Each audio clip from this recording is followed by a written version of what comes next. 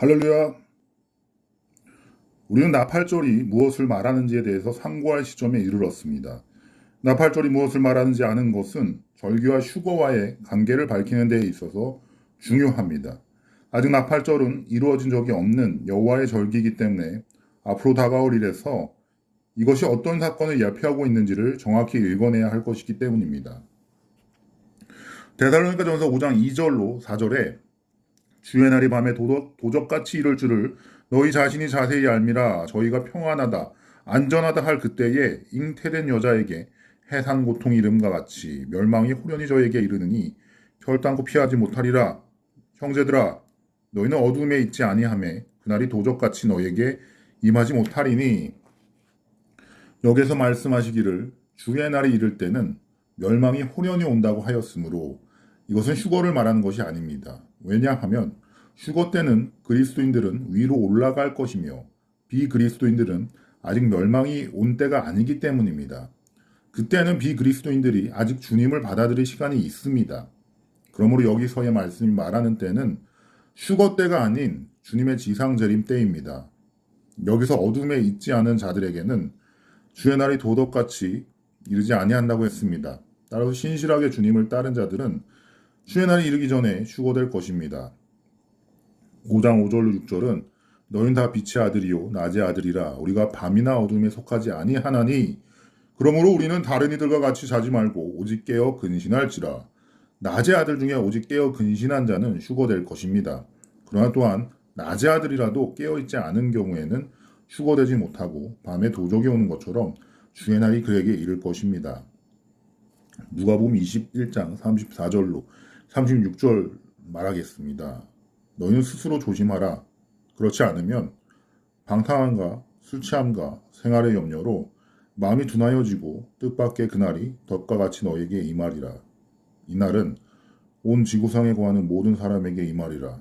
이러므로 너희는 장차올 이 모든 일을 능히 피하고 인자 앞에 서도록 항상 기도하며 깨어있으라 하시니라. 여기서 말하는 날은 지구상의 모든 이에게 임하는 날이므로 이날은 휴거는 아닐 것입니다. 휴거 때는 오직 주님을 신실히 믿는 사람만 휴거되기 때문입니다. 장차 올 이 모든 환난을 능히 피하기 위하여 깨어 있어야 한다고 말씀하시는데 그 말씀은 깨어 있는 자는 휴거된다는 것을 의미하고 깨어 있지 않은 자는 휴거되지 못하고 여호와의 날에 환난 가운데 들어가는 것을 말합니다. 여기서 우리가 주목해야 할 사실은 나팔을 부는 것은 깨어 있으리라고 하는 경고의 메시지도 있으나 나팔은 또한 전쟁의 선포도 있으므로 나팔떨이 전쟁과 관련된 것이라면 휴거와 관련된 경고는 아니라는 것입니다. 왜냐하면 휴거는 마지막 이래에 중간 부근에 일어나며 여호와의 날은 그 후에 있을 것이기 때문입니다. 따라서 만약 나팔절이 여호와의 날과 관련된 것이라면 마지막 전쟁이 있을 것에 대한 경고를 말하는 것입니다.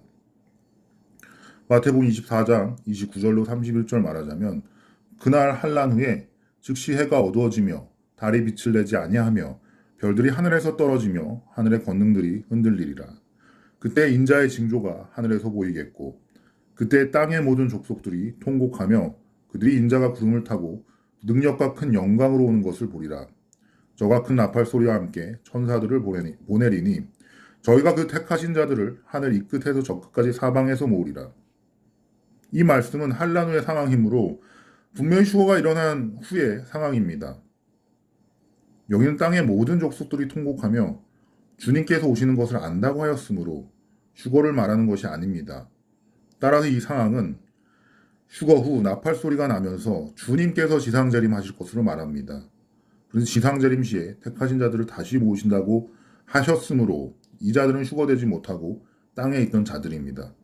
또 내가 보매 그 짐승과 땅의 임금들과 그 군대들이 모여 그 말 탄 자와 그의 군대로 더불어 전쟁을 일으키다가 위의 말씀을 보면 분명히 주님의 지상재림 시에 나팔은 마지막 전쟁을 경고하는 것이다. 고린도전서 15장 51절로 52절 말하자면 보라 내가 너에게 비밀을 말하노니 우리가 다 잠잘 것이 아니오 마지막 나팔의 순식간에 호련히 다 변하리니 나팔 소리가 나매 죽은 자들이 썩지 아니할 것으로 다시 살고 우리도 변화하리라. 여기서 나팔은 휴거 때의 나팔 소리가 명백합니다. 여기서의 나팔은 마지막 나팔로 표현되었기 때문에 여러 나팔 중 마지막에 부는 것으로 이해해야 할 것입니다. 따라서 나팔전의 나팔과 휴거의 나팔이 같은 것인가 아닌가에 대해서 우리는 계속 상고해야 합니다. 데살로니가전서 4장 16절로 17절 주께서 호령과 천사장의 소리와 하나님의 나팔로 친히 하늘로 쫓아 강림하시리니 그리스도 안에서 죽은 자들이 먼저 일어나고 그 후에 우리 살아남은 자도 저희와 함께 구름 속으로 끌어올려 공중에서 주를 영접하게 하시리니 그리하여 우리가 항상 주와 함께 있으리라. 이때 주님께서는 구름 속을 우리를 끌어올리심으로 이때의 나팔 소리는 휴거 때의 나팔 소리입니다. 따라서 휴거 때도 나팔 소리가 있고 지상 재림 때도 나팔 소리가 있습니다. 전쟁이 있을 때에 나팔 소리는 지상 재림 때이므로 나팔전은 지상 재림 때를 말합니다.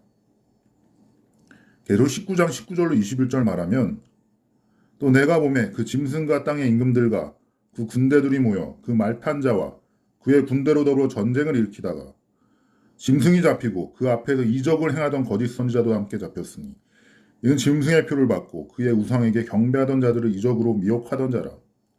이 둘이 산채로 유황불 붙는 못에 던지오고 그 나머지는 말탄 자의 입으로 나오는 검에 죽음에 모든 새가 그 고기로 배불리우더라. 이 말씀은 주님께서 지상재림하셔서 전쟁을 친히 하실 것을 말하고 있습니다. 따라서 나팔전은 주님의 지상재림을 말합니다. 스가랴 12장 14장도 마지막 때의 상황으로 마지막 전쟁을 말합니다.